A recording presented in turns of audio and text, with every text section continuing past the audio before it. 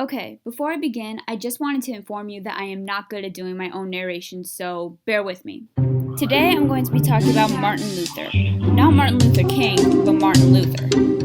Anyway, Martin Luther was born on November 10, 1483 in Eisleben, which is about 120 miles southwest of modern Berlin, to Margaret and Hans Luther. In 1484, his family relocated to Mansfeld, and that's where Martin grew up. He began going to the Latin school, and while there, he was described as a quiet, reserved, yet talented student who was intimidated by the strict order. In 1501, Martin attended the University of Erfurt to get a law degree, something his father had wanted him to do so he could have a secure future. On July 2nd, 1505, Martin was on his way back to Erfurt after visiting his parents. Suddenly, he was caught in a storm. He thought he was going to die, so he made a promise to Saint Anne that if she saved him, he would become a monk. Soon after he made his promise, the storm began to die down, and Martin kept his promise about being a monk, much to his father's disappointment.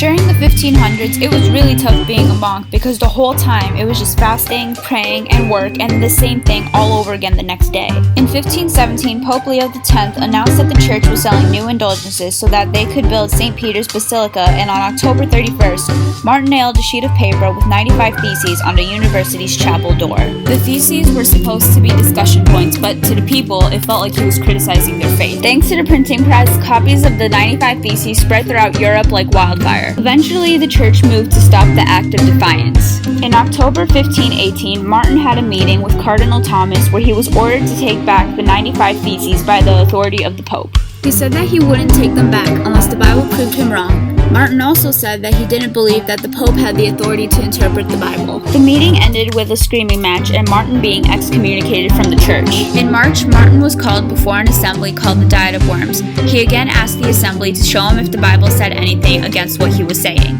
Even though he was under threat of being arrested, Martin decided to head to Wittenberg Castle Church in Eisenach a year later. Somehow, he avoided being captured and began to organize a new church, which he called Lutheranism.